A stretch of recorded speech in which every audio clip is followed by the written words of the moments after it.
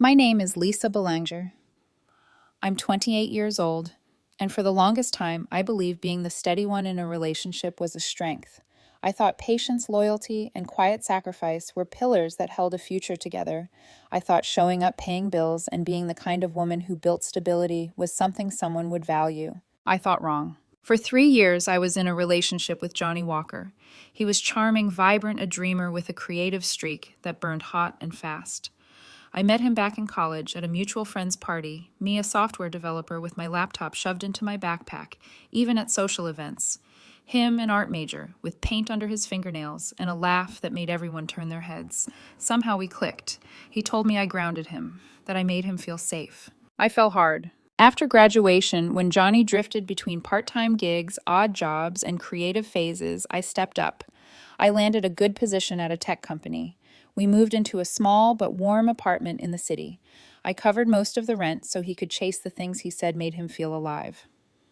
Photography 1 month, painting the next music production after that. I didn't mind at first. Love was supposed to be a partnership. But slowly everything shifted. Johnny started going out more. At first it was girls' night with friends from the bar, which felt harmless enough. Then it became all-night outings with Jade Rivera, his so-called best friend from work. Jade was the kind of woman who practically lived in nightclubs, shamelessly charismatic, always partying, always posting photos with dramatic captions like "live louder and die boring." Johnny adored her energy, and the more he adored her, the more invisible I felt. I tried to play it cool. Everyone needs friends, everyone needs hobbies. But Jade wasn't just a friend. She was a glowing neon sign flashing everything. I wasn't reckless, free-spirited, wild. Johnny started talking about her constantly, started texting her constantly, started staying out later and later. I told myself it was a phase, a bad month, a stressful time. But then came the comparisons. "Why can't you loosen up like Jade?" he said once during an argument. "She knows how to have fun." The words stung, but I buried them. Flash forward to about 6 months ago. I had just pulled an all-nighter, fixing a critical bug for a major client. When I dragged myself through the front door at sunset, exhausted and practically vibrating from caffeine, Johnny was standing in the living room fully dressed, hair styled, scrolling through his phone. Heading out, I asked softly. "Yeah," he said, barely glancing at me. "Jade's DJing at this club downtown. It's going to be insane." "Maybe we could stay in tonight," I offered. "We've barely seen each other all week. I could order food." He rolled his eyes. "Lisa, not this again. You're always so predictable. Come with us if you want. It'll loosen you up." Clubs drained me. The noise, the mess, the way Johnny's eyes lit up around Jade, it made my stomach twist. But more than that, I felt us slipping through my fingers like sand I couldn't grip tight enough. "I'm worried." I finally admitted. "You and Jade seem really close lately. Is there something I'm missing?" He spun around, annoyance etched across his face. "Seriously? Worried about what? She's just a friend. She gets me. She's not sitting at home coding all day." The comment sliced deeper than I let him see. "I'm not trying to control you. I just feel like we're drifting. When you're here, you're not really here. And when you're out, it's always with her." He laughed, a sharp, dismissive sound that made my chest ache. "Not enough, huh? Maybe you're right. If you don't like how I live my life, leave. I'm not changing for anyone." Those words hit me like a fist. He grabbed his keys, smirked at me like I was something small, and said over his shoulder, "Don't wait up." The door slammed, and something inside me broke cleanly in half. For months, I had poured everything into us skipping work events, turning down promotions that would have required relocation he didn't want. I gave him loyalty, time, stability. He gave me excuses, distance, and Jade. As I stood there alone, the apartment suddenly felt foreign, cold, like someone else's life. I sat on the couch, staring at the blank TV screen until the quiet became unbearable. Then, without crying or panicking or pleading, I got up and started packing. Clothes first, then my books, the little gadgets that were mine. I left everything else, the furniture we picked together. The paintings he loved, the knickknacks Jade helped him buy on one of their creative inspiration trips. I didn't want anything that tethered me to a version of myself that tolerated being treated like a placeholder. By 1:00 a.m., my car was full. By 1:15, I left a note on the kitchen counter. "You're right, I don't like it." So I left. I didn't slam the door. I didn't look back. I drove to my friend Maya's place an hour away. She opened the door, bleary-eyed, confused, but when she saw my folded shoulders and empty expression, She didn't ask questions. She just said, "Come in." That night, despite the confusion and heartbreak, I felt a strange, fragile peace, like the first breath after being underwater far too long. The next morning, peace shattered. My phone buzzed relentlessly, missed calls, frantic voicemails, dozens of messages from Johnny. Around noon, exhausted from ignoring him, I finally answered. "Lisa, what the hell?" he shouted immediately. "I come home at 3 in the morning, and half your stuff is gone. You left a sticky note. Are you kidding me?" "Yes," I said quietly but firmly. "I'm serious." He paused, waiting for me to apologize, backpedal, beg. "This is ridiculous," he hissed. "You left because I went out. Jade and I were just dancing. You're blowing things out of proportion." "You told me to leave if I didn't like how you lived," I said. "So I left." Johnny exhaled sharply. "Fine. Maybe I've been distant. But relationships have ups and downs. You can't just bail.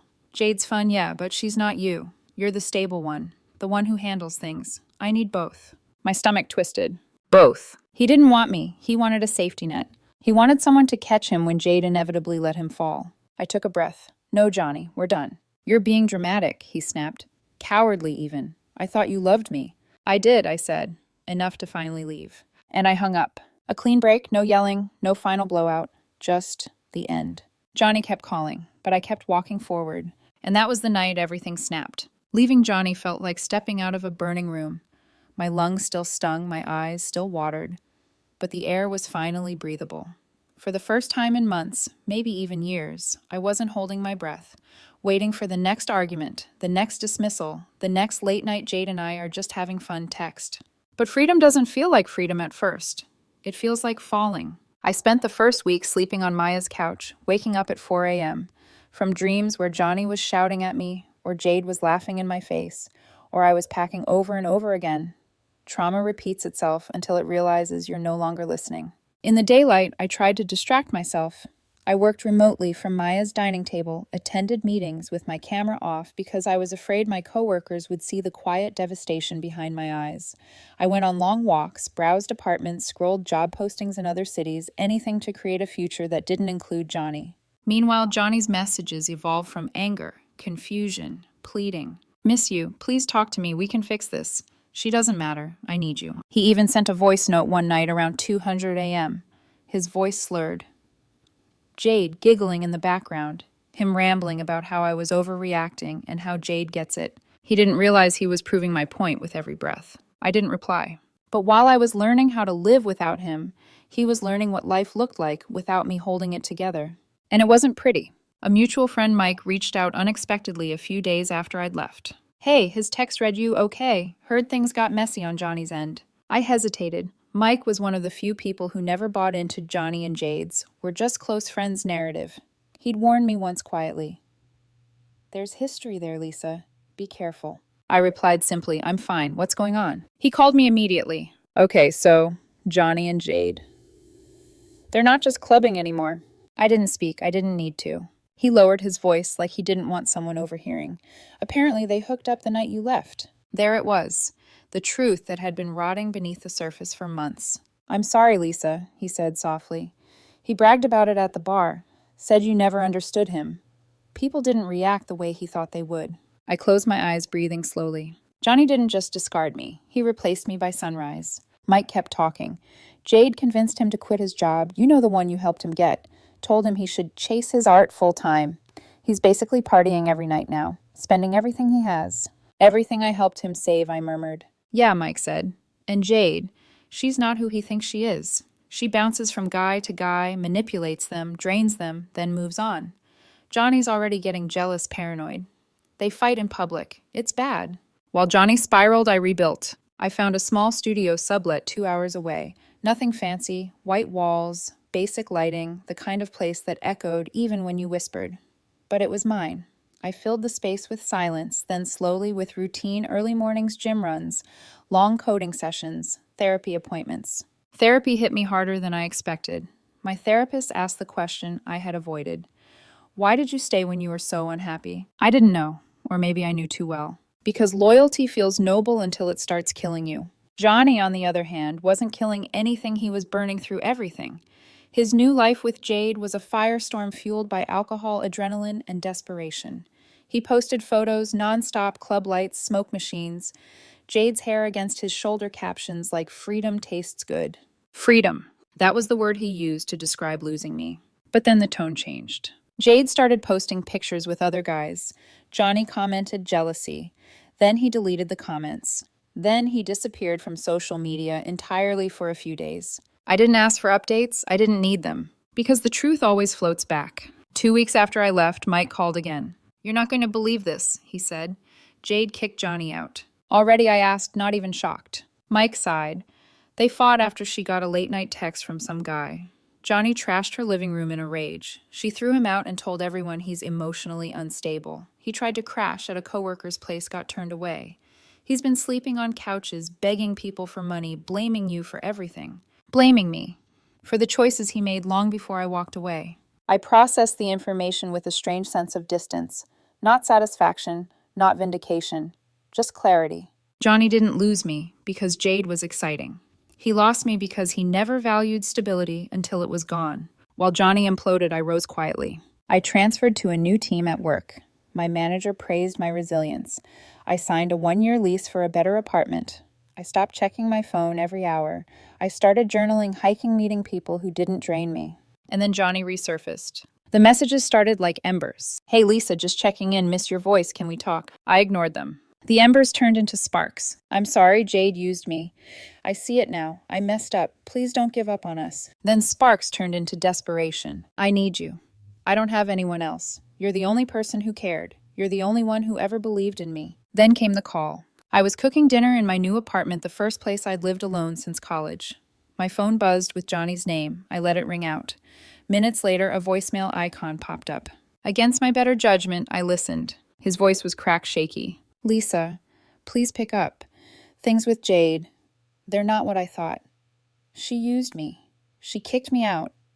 I'm living at my sister's for now. I know I messed up. I know I hurt you. I didn't mean to. I was stupid. I need something real again. I need you." I pressed delete, not out of cruelty, out of survival. Because the woman I was becoming, the woman I had always been, beneath the self-sacrifice and quiet suffering, knew better. A week later, it escalated. Johnny showed up at my old workplace. He walked into the lobby asking for me, confused, when HR told him I'd transferred. He argued, demanded they give him my new location. They refused. He left angry. And that was only the beginning. Because once a man loses the woman who kept him grounded, he doesn't fall. He free falls. And I had no intention of being the net he landed on. Johnny's unraveling didn't slow down after the visit to my old workplace. If anything, it accelerated. The moment he realized I wasn't where he expected me to be, something snapped in him. Maybe he finally understood that I wasn't circling his orbit anymore. Maybe for the first time he felt what I had felt for months, powerless, unseen, unheard. But unlike me, Johnny didn't sit with his feelings. He weaponized them. It started with a barrage of messages, rapid fire, back to back, like he was afraid if he didn't send them fast enough, I'd disappear completely. "Lisa, please just talk to me. I need closure. I'm sorry. I wasn't thinking straight. Jade manipulated me. You know me better than anyone." I muted the notifications. Peace returned for maybe an hour. Then he tried a new angle. "You owe me a conversation. After everything I gave you." I stared at the screen, stunned at the audacity. Everything he gave me. The memory of me paying rent, shouldering bills, canceling opportunities for him flashed in my mind like a montage of the years I wasted. I put my phone face down. The next morning, he changed tactics again. "I miss you. I can't sleep. I'm not eating. I'm not okay." Therapists have a term for this love bombing, loss of control, self-victimization. Mine had warned me. He will try every angle: anger, guilt, nostalgia, pity. People like Johnny don't grieve the relationship. They grieve losing access to you. She was right. One evening, Johnny's sister called me from an unfamiliar number. "Lisa." "This is Rachel," she said brusquely. "Can you please talk to Johnny? He's a mess. He keeps saying you abandoned him." I blinked. He told me to leave. "He said he didn't mean it. He thought you'd fight for him. You know how he gets." "Yes," I said evenly. "That's why I left." Rachel sighed, sounding exhausted. "He's driving everyone crazy. Showing up at Mom's, screaming about Jade, crying at weird hours. I don't know what to do with him." That made me pause. "Where is he staying now?" I asked. "Here, temporarily. But he can't stay forever, and Mom won't take him back. Please just talk to him once. Maybe it'll calm him down." "No," I said softly. "Talking to him won't calm him down. It'll pull me back." Rachel didn't argue. She just whispered, "Good luck," then hung up. But Rachel wasn't the only one Johnny dragged into his spiral. His mother called next. That conversation, I still remember word for word. "Lisa, this is Monique, Johnny's mother," she said in that icy, judgment-laden tone she always used with me. "You need to stop ignoring him. It's cruel." Cruel. The irony almost made me laugh. "I left because he told me to," I said calmly. "He said he didn't want to change." Monique scoffed. He was angry. "Young people say foolish things. You were supposed to be patient." "I was patient," I replied, "for 3 years." "Well, you certainly weren't patient enough," she snapped. "Now he's falling apart. You should help him get back on track." "I helped him for years," I whispered. "He didn't want my help. He wanted my silence." There was a beat of silence before Monique switched tactics. Her voice softened into something performative and manipulative. "He loved you, Lisa. Don't throw away something real." "He threw it," I corrected. Suddenly I heard shuffling, then Johnny's voice strained, raw, desperate bursting onto the line. "Lisa. Lisa, please don't hang up, please. I screwed everything up. Jade used me. I'm nothing without you. I'm trying to fix my life, but I need you."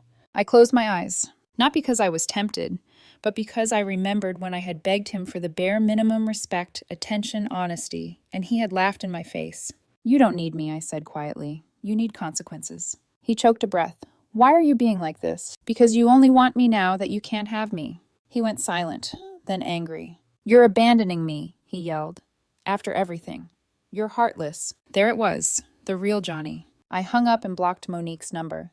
But Johnny wasn't done. 2 days later, Maya messaged me with a screenshot of Johnny's Instagram story. Some people pretend to care but ditch you when things get real. Fake love. He paired it with a moody selfie of him half crying in the dark. I almost rolled my eyes. Classic Johnny public victim private villain. That same night, Maya texted again. "He's outside my building. What do you want me to do?" My heart dropped. What, why? "Lisa, he's pacing on the sidewalk. Keeps ranting to himself. He's been knocking on the door for like 10 minutes. A cold wave washed through me. I had not told Johnny I was staying with Maya, which meant someone, his sister, his mother, a mutual friend must have given him info without realizing the consequences. "Don't open the door," I told her. "Call the building manager. Or security." Maya didn't hesitate. I sat in my new apartment miles away, staring at my silent phone as anxiety throbbed through my chest. For a second, the old part of me, the caretaker, the fixer, whispered, "Maybe check on him. Maybe he needs help." But then I remembered the night he looked me in the eye and said, "If you don't like it, leave." So I stayed where I was. Hours later, Maya called. "They escorted him off the property," she said. "He kept shouting your name, saying he deserved closure." Closure. The word made my jaw tighten. Closure isn't something you demand from the person you destroyed. Closure is something you build yourself. Johnny didn't want closure, he wanted access. And he wasn't going to get it. Days passed, then a week. The messages slowed, the calls stopped. Silence can be healing, but sometimes silence is a warning. Because when people like Johnny realize manipulation isn't working, they escalate. And that escalation came in the most humiliating place possible. Mike's house. He showed up pounding on Mike's door at 10 p.m., demanding he tell him where I was. Maya forwarded me the text Mike sent her afterward. "He's losing it. Says Lisa ruined my life and she needs to fix it." I locked the door. Told him to leave. He's spiraling. I stared at that message for a long time. Not out of fear, out of recognition. This wasn't a man grieving a relationship. This was a man furious that I finally broke free. And the worst part, this wasn't the end of his collapse. It was only the midpoint. For weeks after Johnny's meltdown at Mike's house, the quiet in my life took on a different texture. No longer fragile, no longer trembling at the edges. It became solid, weighted, real. I was no longer bracing for a message, a phone call, a surprise appearance outside someone's door. The storm had burned itself out, and what remained was scorched earth on Johnny's side, and new beginnings on mine. I didn't celebrate his downfall. I didn't gloat. I simply moved forward. And moving forward, as it turns out, looks deceptively mundane. It looks like waking up in a sunlit room that smells faintly of clean sheets instead of stale alcohol from the nights Johnny came home drunk. It looks like coffee brewed in silence instead of listening for footsteps. It looks like work meetings where I had energy, not emotional hangovers. It looks like freedom, quiet, soft, steady. I focused on rebuilding myself piece by piece. I poured my energy into work, took on a challenging project, and delivered results was so strong my manager pulled me aside. "Lisa, you're thriving," she said with a smile. "I'd like to recommend you for a promotion." The words washed over me like warm sunlight. A promotion I wouldn't need to turn down this time. A new life I didn't have to dim myself for. I also joined a hiking group, something I'd always wanted to do, but never could because Johnny hated mornings and exercise and anything requiring effort. Turns out I loved it. The mountains didn't argue. The trees didn't gaslight. The air didn't judge. It was on one of those hikes that I met Ethan Cruz. He was nothing like Johnny. Where Johnny was chaotic, Ethan was calm. Where Johnny was loud, Ethan listened. Where Johnny pulled me backward, Ethan walked beside me at my pace. We ended up talking the entire trail about music books, ridiculous childhood stories. He didn't flirt aggressively. He didn't try to impress me. He simply existed in a way that didn't drain me. When the hike ended, he smiled gently. "It was nice talking to you, Lisa. Maybe I'll see you here again." There was no pressure, no expectation, just a door left open. And for the first time in a long time, I stepped towards something instead of away from it. We started seeing each other casually, coffee after hikes, shared playlists, long conversations that didn't feel like emotional labor. Ethan asked questions because he cared, not because he wanted ammunition. He never needed me to fix him. He never needed me to shrink so he could shine. He simply saw me. Meanwhile, Johnny's life crumbled in slow motion. I heard bits and pieces through mutual friends, not because I asked, but because people love reporting tragedy, especially when there's a villain and a survivor. Apparently, Jade had fully moved on from him. She was with someone new, a DJ, ironically, and she made sure Johnny saw every public post.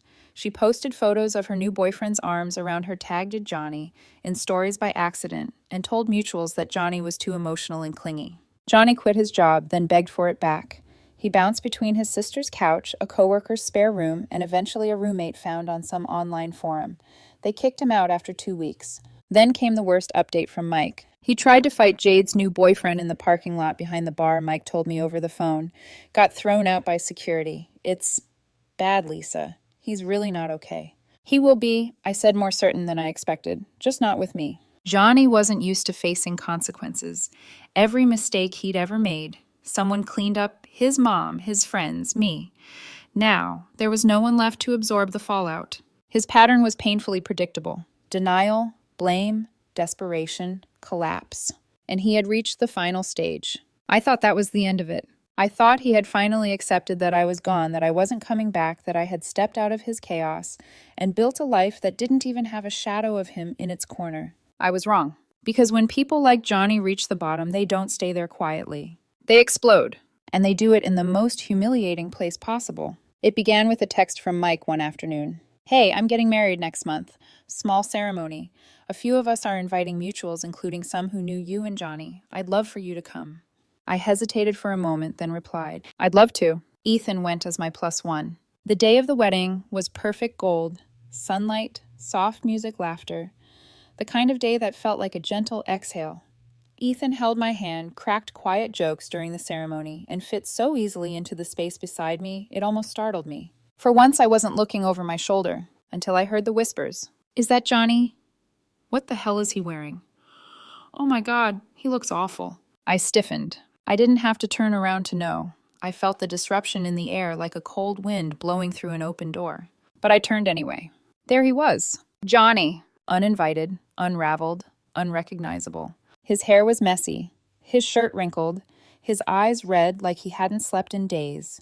He scanned the crowd like a man searching for oxygen, and when he found me, his shoulders dropped in relief and desperation all at once. He started walking toward us, ignoring the ceremony, ignoring the stares, ignoring the murmurs. "Lisa," he said, breathless, "we need to talk, now." Conversation around us died. Heads turned. Even the music faltered in the background. Ethan squeezed my hand gently. "You okay?" he whispered. I nodded, because for the first time, I truly was. Johnny stopped in front of me, eyes darting between me and Ethan. Who's this?" he stammered. "This is Ethan," I said calmly. "My partner." Johnny's face crumpled. "You replaced me," he choked out. "Just like that. I didn't raise my voice. I didn't lash out. I didn't apologize." "You told me to leave," I said softly. "So I did." Johnny shook his head violently. "No, you're supposed to love me. You're supposed to fix things. I messed up." "Okay.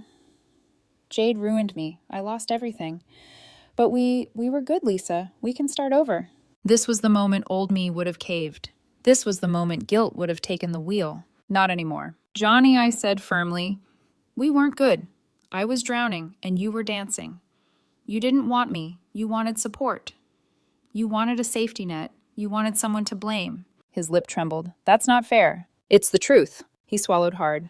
Please, don't do this. I need you. I breathed in deeply. You don't need me, I said. You need to grow up. His expression shifted from grief to bitterness. So that's it, he snapped. You're just done, after all the years I gave you. You didn't give me years, I said quietly. I gave you years, and I'm done giving. The words landed like a final blow. Johnny's face twisted, anger bursting through the cracks. You think you're better than me now? With him, he jabbed a finger toward Ethan. He's just a rebound. You'll see. No, I said, voice steady. What I see is peace, something I never had with you. The crowd watched in stunned silence as Johnny's chest heaved, as everything he tried to control slipped irrevocably from his reach. And then defeated, he spat a curse under his breath and stormed out of the venue, shoulders hunched, his entire world collapsing behind him. Mike came over moments later, gently patting my arm. I'm sorry, he said. He shouldn't have come. It's okay, I replied. I needed that. Because that was closure, not the kind he demanded, but the kind I chose. Walking out of the reception with Ethan's hand in mine, I felt something I hadn't felt in years. Light, unburdened, free, the air after Johnny. Stormed out of the wedding, felt strangely clean, like someone had opened every window in a stifling room and let the world breathe again. Guests whispered in small clusters, piecing together what they'd witnessed. Some stared at me with pity, others with admiration. Ethan stayed close, not smothering, not assuming, just present. The kind of presence that steadies you without taking your strength away. Mike approached after a few minutes, concern etched into the lines of his face. You good? He asked quietly. I nodded. Yeah, I actually am. He exhaled, relieved. I'm sorry he showed up. We tried to keep the guest list tight. He wasn't on any list, I said softly. He was chasing closure. Ethan glanced at me. Did you get yours? I looked toward the exit where Johnny had vanished moments earlier. For the first time in years, thinking about him didn't twist my stomach. It didn't spark anger or sadness or longing. It sparked nothing, and that nothing felt like freedom. Yes, I told Ethan, I think I did. We stayed at the wedding for another hour or so. We danced. We laughed. I actually enjoyed myself without constantly checking the door, waiting for something to go wrong. Ethan held me loosely, giving me space while remaining close enough that I could feel the warmth of stability. It was surreal being with someone who didn't drain me. Someone who didn't need saving. Someone who didn't treat me like a backup plan. When we finally left, the sun had dipped low, casting gold light across the parking lot. Ethan opened the car door for me, then paused. You handled that with more grace than most people could, he said. I shrugged lightly. I've had practice. He looked at me like he wanted to say more, but he didn't push. That was another difference between him and Johnny. Ethan understood timing. Boundaries. Respect. As we drove, the silence wasn't tense or pressured. It was comfortable, almost soothing. Then Ethan reached over and gave my hand a gentle squeeze. You deserve better than what he gave you, Lisa. I looked out the window at the fading sky. I know. I just didn't believe that until now. Later that night, after Ethan dropped me off, I sat alone in my apartment. The quiet wasn't heavy anymore. It didn't echo with arguments or insecurities or late-night anxieties. It simply existed. Peaceful, light, clean. I thought about the last year, how blind I had been to Johnny's patterns, how long I had justified his disrespect, how deeply I'd believed that loyalty meant endurance. But loyalty isn't love if you're the only one practicing it. And endurance isn't a virtue when you're enduring mistreatment. I didn't leave Johnny because I stopped loving him. I left because loving him meant losing myself. And the moment he told me to go, he just made the decision easier. My phone buzzed, suddenly snapping me out of my thoughts. A message from Mike. She came back. I frowned. Jade. She showed up at Johnny's sister's house after the wedding. They had some kind of screaming match in the driveway. It got ugly. Another message came seconds later. Johnny chased after her when she left. His sister called the cops because he wouldn't calm down. I sat back slowly. Johnny's story didn't end where mine did. It kept spiraling, burning through every bridge he had left. But none of that was my responsibility. Not anymore. I typed a simple response. I hope they all get the help they need. And I meant it. Because I wasn't angry. I wasn't hurt. I wasn't even confused. I was done. A week after the wedding, Ethan invited me to a small picnic in the city garden. Nothing dramatic, just sandwiches from a local bakery, a checkered blanket, and 2 people sitting under a tree. At one point, he asked, Do you ever worry he'll come back again? I thought about it for a moment. Johnny always acted on emotion, not reason. He'd shown up unexpectedly before. He might do it again. But something in me had shifted. If he did show up, I wouldn't feel fear or guilt or obligation. I would feel nothing. No, I finally answered. I'm not worried. I'm not tied to him anymore. Ethan nodded softly. Good. We lay back on the blanket, watching leaves sway overhead, sunlight flickering through green branches. It was such a small moment, but it felt like everything I had been missing for years. Calm, quiet safety. For the first time since leaving Johnny, I realized this was what life was supposed to feel like. Not survival, not chaos, not emotional gymnastics. Just living. That night I wrote in my journal. He lost me the moment he treated my loyalty as convenience. I found myself the moment I stopped shrinking. People love saying heartbreak makes you stronger, but that's not always true. Heartbreak only strengthens you when you choose to grow from it instead of letting it harden you. I didn't become colder. I became clearer. I didn't stop loving. I just stopped loving the wrong person. Johnny wasn't a villain in my life story. He was a lesson. And I wasn't the victim. I was the survivor who finally walked out of a room that had been burning for years. A month later, Ethan and I officially became a couple. Not because I needed someone, but because I was ready to choose someone who chose me back. Months after that, I learned through yet another mutual that Johnny had moved out of state. He burned through friendships, opportunities, and relationships until there was nothing left in the city for him. Hearing that didn't bring me joy. It didn't bring me sadness. It brought me closure. Because his ending didn't define my new beginning. Johnny was a chapter. Ethan was a possibility. But I was the story. And that story continues. Calmer, stronger, simpler. Mine. Thanks for listening. And if you've ever stayed too long where your heart was breaking, I hope you leave. And I hope you heal.